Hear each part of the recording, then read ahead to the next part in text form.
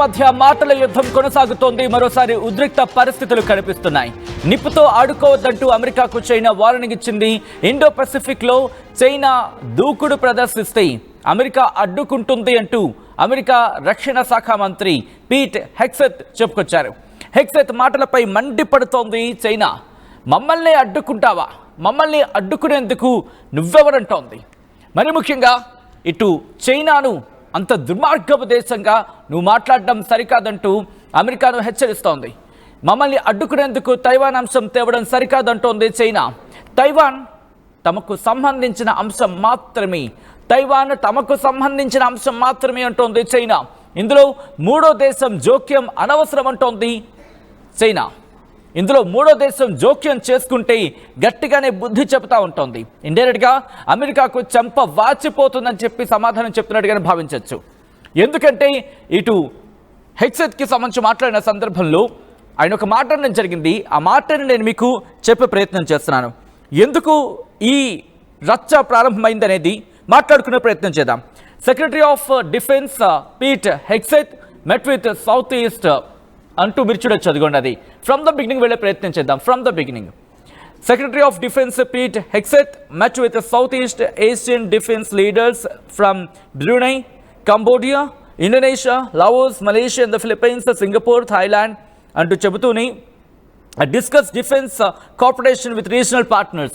సాధారణంగా regional partners defence అంశానికి సంబంధించి ప్రస్తావన జరిగిందని చెప్తున్న తర్వాత మీరు సెకండ్ లైన్లో చూస్తే కనుక United states secretary Hegseth reaffirmed the United States' enduring commitment to working with the Association of Southeast Asian Nations.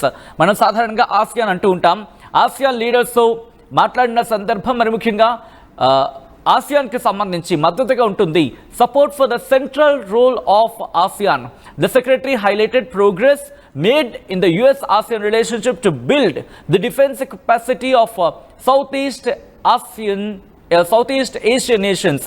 South ఈస్ట్కి సంబంధించి అంటే ఇటు ఆగ్నేయానికి సంబంధించి అంతే ఆగ్నేయ ఆసియాకు సంబంధించి ఇక్కడ డిఫెన్స్ విషయంలో డిఫెన్స్ కెపాసిటీ విషయంలో ఆ రిలేషన్స్ విషయంలో అమెరికా మద్దతుగా ఉంటుంది ముందుకు వెళ్ళడానికి అంటూ చెప్పుకొచ్చారు ఆయన. At the same time he also expressed support for the vital role of the ASEAN defence ministers meeting plus in facilitating multilateral cooperation to address the region's security challenges. ఈ రీజన్లో అంటే ఆగ్నేయ ఆసియాకు సంబంధించి ఇటు మనం మాట్లాడుకున్న సందర్భంలో ఆగ్నేయ ఆసియాకు సంబంధించి అక్కడ ఏమైనా ఇష్యూస్ ఉంటే దానికి సపోర్ట్గానో మద్దతుగానో లేకపోతే అక్కడ డిఫెన్స్ మినిస్టర్స్ మీటింగ్ అయ్యారు. అట్ ద సేమ్ టైం అక్కడ కోఆపరేషన్కి సంబంధించి దన్నుగా ఒక మాటలో చెప్పంటే రెండు లైన్లో కూడా మేము మద్దతుగా ఉంటాం దన్నుగా ఉంటే ఇక్కడ చెబుతోంది. ఇంతవరకు ప్రాబ్లం ఎక్కడా రాలేదు. థర్డ్ దాంట్లో వచ్చిందా మాట్లాడుకుందాం. ఆ తర్వాత 4 పేరాల మాత్రం కంపల్సరీ ఆ ఇష్యూని రైజ్ చేస్తుంది.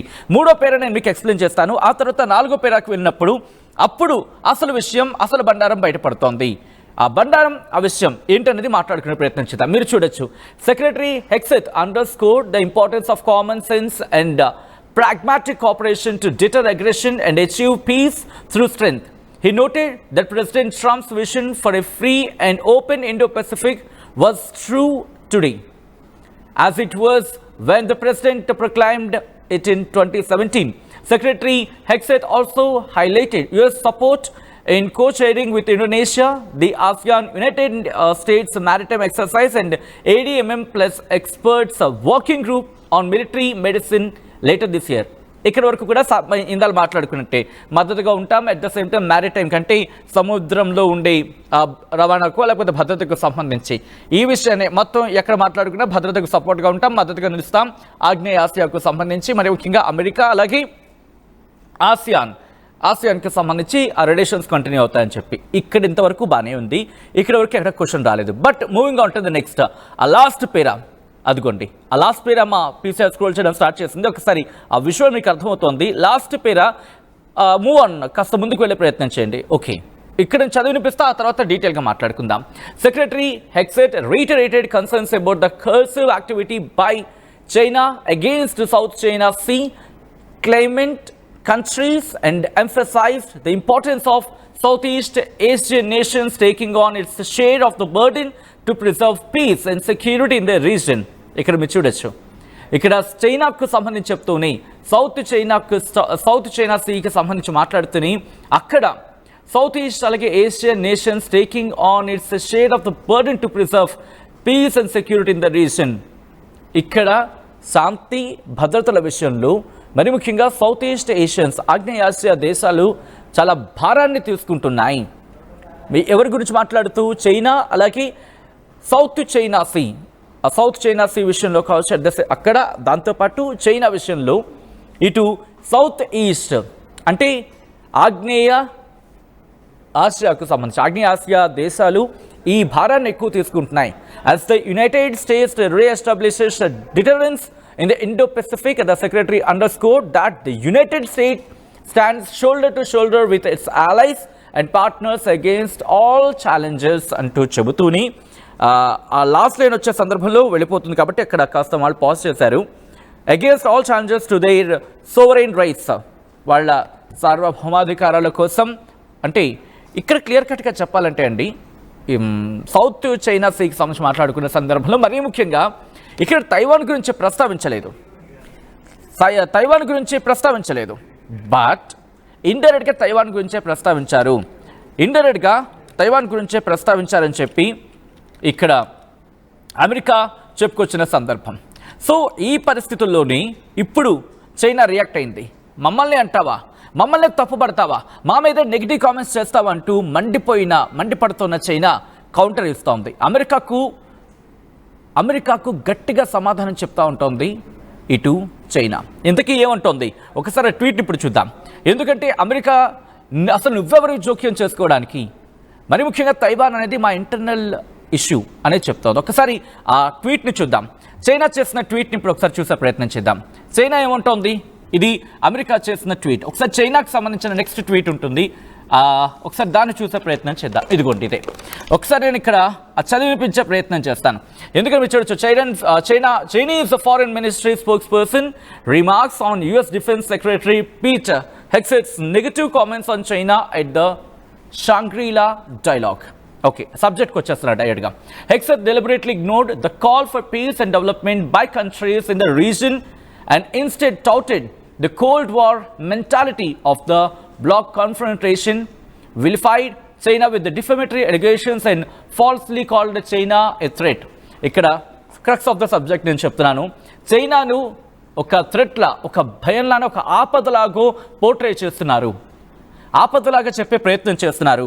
చైనాను ఒక భూతంలా చూపించే ప్రయత్నం చేస్తోంది అమెరికా. మరి ముఖ్యంగా పూర్తిగా చైనాను తప్పుబట్టేలా మాట్లాడుతున్నారు అంటూ కూడా చెప్పుకొచ్చింది. Continue to that, the remarks were filled with provocations and intended to sow divisions. China deplores and firmly opposes them and has protested strongly to the US. అక్కడ US మాటలను గట్టిగా ఖండిస్తున్నామని చెప్తోంది.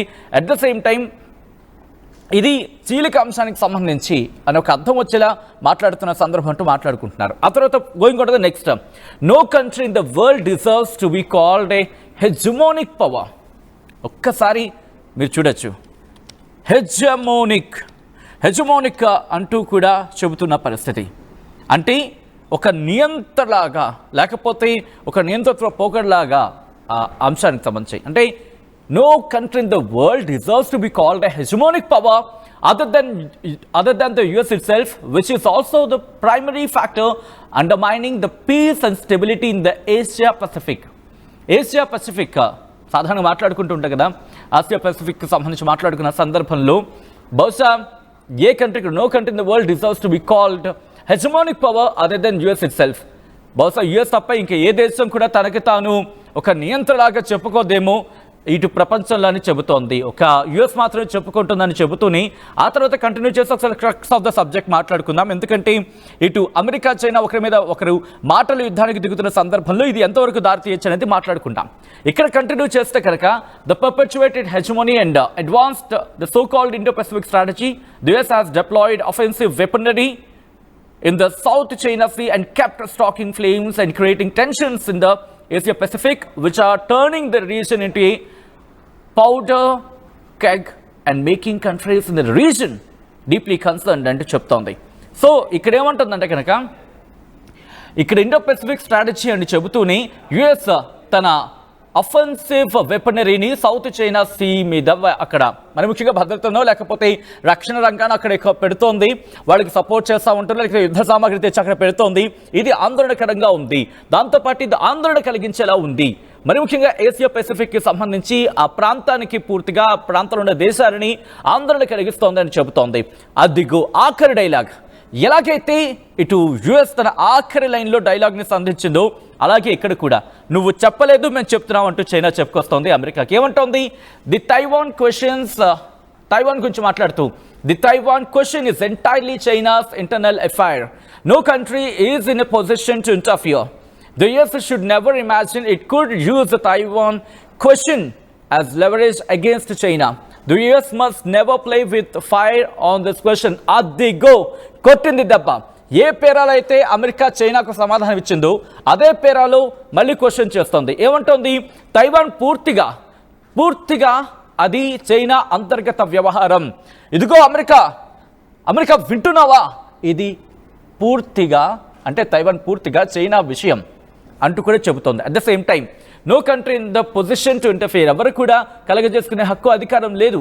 అట్ ద సేమ్ టైం ఒకవేళ అటువంటి అంశాలకు సంబంధించి మాట్లాడినప్పుడు ఏమంటోంది? The US must never play with the fire on this question.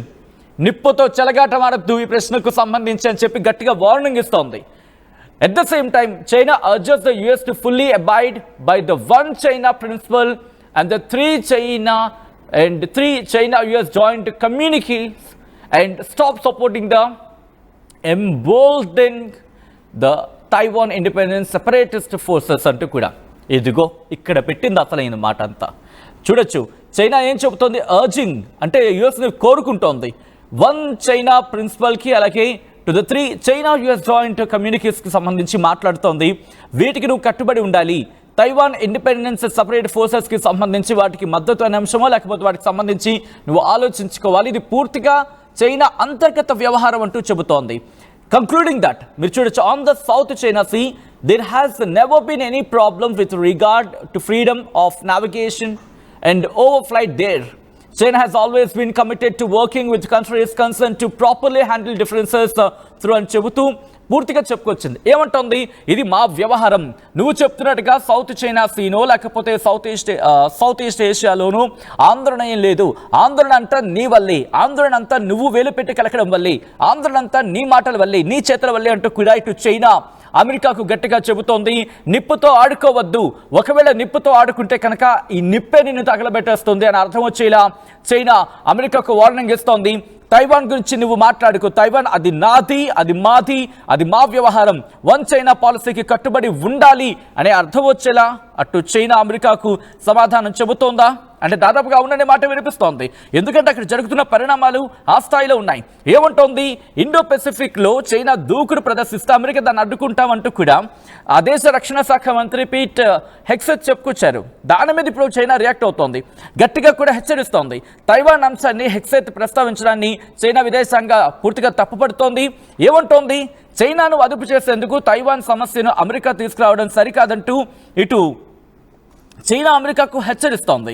దీంతో పాటు నిప్పుతో చెలగాటం ఆడుకోవద్దంటూ గట్టిగా హెచ్చరికలు జారీ చేస్తోంది ఇటు అమెరికాకు. అలాగే తైవాన్ చైనా అంతర్గత విషయం, అంతర్గత వ్యవహారం, దీనిలో మూడో దేశం జోక్యం అవసరం లేదు, అది మానుకోవాలి అంటూ కూడా ఇటు చైనా చెప్పుకొచ్చింది. ఇంకా ఏమంటోంది? మరి ముఖ్యంగా పీట్ హెక్సెత్ సింగపూర్లో జరిగిన ఈ ఇంటర్నేషనల్ అంటే అంతర్జాతీయ భద్రతా సలహాదారులు కావచ్చు లేకపోతే అంతర్జాతీయ భద్రతా సదస్సులో మాట్లాడుతూ ఈ వ్యాఖ్యలు చేసిన పక్షంలో ఇటు భౌగోళికంగా కావచ్చు లేకపోతే సముద్ర విషయాల్లో మ్యారిటైమ్ అంటూ ఉంటాం కదా, వీటి విషయాల్లో తైవాన్ విషయంలో చైనా ఏకపక్షంగా వ్యవహరిస్తోంది. చైనా తన దూకుని ప్రదర్శిస్తోంది. అంటే డైరెక్ట్గా ఎక్కడా తైవాన్ పేరును ప్రస్తావించలేదు. మరి ముఖ్యంగా సౌత్ ఈస్ట్ అంటూ మాట్లాడుతూ, ఏషియాకి సంబంధించి మాట్లాడుతూ, ఆసియాన్ సంబంధించిన మాట్లాడుతూ ఇలాగ అనేక అంశాలను ప్రస్తావించిన సందర్భంలో ఈ డిస్కషన్ వచ్చింది. అప్పుడేమంటోంది? ఫ్యూచర్లో ఆ దేశం నుంచి వచ్చే ముప్పును ఎవరిని కోట్ చేస్తూ, చైనాని కోట్ చేస్తూ, ముఖ్యంగా తైవాన్పై దాని దూకుడు ప్రదర్శనను ఎదుర్కోవడానికి యుఎస్ విదేశాల్లో తన రక్షణ బలోపేతం చేస్తోంది అంటూ కూడా చెప్పుకొచ్చింది. బాబు, నువ్వు నీ బలోపేతం సంగతి ఎవరికి తెలీదు? అంటే ఇక్కడ చైనాను సపోర్ట్ చేస్తున్నట్టు కాదు. యుఎస్ ఏం చేస్తూ ఉంటుందంటే ఎవరో ఒకరిని బూచిగా చూపించి ఇక్కడ అడుగు పెట్టే ప్రయత్నం చేస్తూ ఉంటుంది. ఆఫ్ఘనిస్తాన్లో ఏం చేస్తుందో చూసాం. పాకిస్తాన్కి ఇప్పుడు ఎందుకు మద్దతు ఇస్తుందో తెలుసు. ఇప్పుడు ఆ బంగ్లాదేశ్ దగ్గర, మరి ముఖ్యంగా మయన్మార్ దగ్గర నువ్వు ఏం పీకడానికి వెళ్తున్నావో తెలుసు. ఇది ఏషియాలో నీ హుజుంను చలాయించడానికి, నీ పాలన చలాయించడానికి, అందుకు నీ భద్రతను పెడతా అంటావు, తర్వాత నీ పని అయిపోయిన తర్వాత వదిలి వెళ్ళిపోతావు. సో కటింగ్ మళ్ళీ సబ్జెక్ట్కి వచ్చే ప్రయత్నం చేస్తున్నాను. ఇంకా ఏముంటుంది అక్కడ, తైవాన్ స్వాధీనం చేసుకోవడానికి చైనా దాని చుట్టూ సముద్ర జలాల్లో యుద్ధ విమానాలను కావచ్చు, లేకపోతే అక్కడ ఏమంటారు ఎక్సర్సైజెస్ చేస్తుంది, బెదిరింపులు పాల్పడుతుంది చెప్పి అమెరికా ఊరికి అల్లాడిపోతుంది. మా బాబోయ్, ప్రపంచానికి ఆపద వచ్చేస్తుంది చైనా వల్ల అని చెప్పి ఊరు గజ్జలు ఆడిపోతుంది. ఇంకో పక్క వాళ్ళ మంత్రులే అంటారు, ఆ దేశాల ఇష్యూ వాళ్ళది, మాకేం problem, that is none of our business అంటారు. ఇంకో పక్క వచ్చినప్పుడు come on guys we need business అంటాడు ఈ పెద్ద ఆయన. ఇది వీళ్ళ పద్ధతి. ఇంకొక ఆయన అంటాడు, మేము పెద్దన్న పాత్ర ఇప్పుడే వదిలేసుకున్నారుగా పెద్దన్న పాత్రని, మీకు మిగిలింది చెప్ప పాత్ర. ఆఖరికి అమెరికా మీరు ఇలాగే వేలు పెట్టి కెలుగుతూ ఉంటారు, ఏ దేశం మిమ్మల్ని పట్టించుకోదు, ఆఖరికి మీ దేశంలో ప్రజలు మిమ్మల్ని ముంచేసే రోజులు దగ్గరలో ఉంటాయి. బహుశా కొద్ది రోజులు అయితే కొద్దేళ్ళు సమయం పట్టచ్చేమో. Coming back to the subject. So ఈ నేపథ్యంలోనే ఇప్పుడు బెదిరింపులకు దిగుతుంది చైనా. ఫైనాన్షియల్ కావచ్చు, లేకపోతే అక్కడ ఫోర్సెస్ ప్రెషర్స్కి సంబంధించి మాట్లాడుతున్న సందర్భంలో ఇండో పెసిఫిక్ రీజన్లో మిత్ర దేశాలను గాలికి వదిలేయవంట. ఎట్ ద సేమ్ టైం ఆయా దేశాలు తమ రక్షణ వ్యయాన్ని కూడా పెంచుకోవాలంటూ అమెరికా సూచిస్తోంది. బాబోయ్, పెద్దన్న భారీ డైలాగులు వేస్తున్నాడని చెప్పుకోవాలి. సో ఇప్పుడు చైనా అమెరికా కొట్టుకోబోతున్నాయా అనే మాట కన్నా ఇంకో యుద్ధానికి తెరలేపాయన్న మాట బహుశా ఇక్కడ ఎగ్జాక్ట్గా సూట్ అవుతుందేమో. ఈ నేపథ్యంలో మీకేమనిపిస్తోంది? ఇప్పుడు నేరుగా అమెరికా చైనా యుద్ధంలోకి దిగే అవకాశం ఉందా, లేకపోతే వాణిజ్య యుద్ధాన్ని కొనసాగించబోతున్నాయా?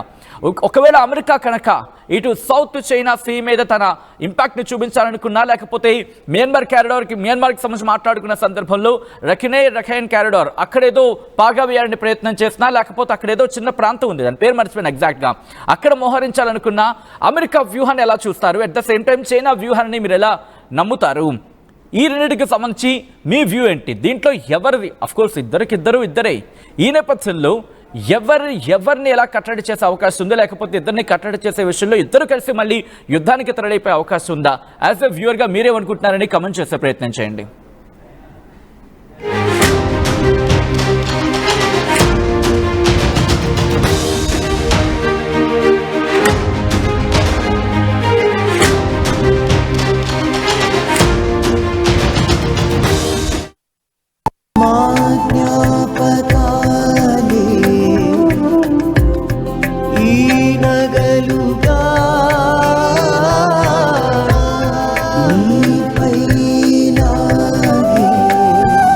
అమ్మాయి గౌరవాన్ని అమ్మలా కాపాడుతుంది. Gokulam signature jewels.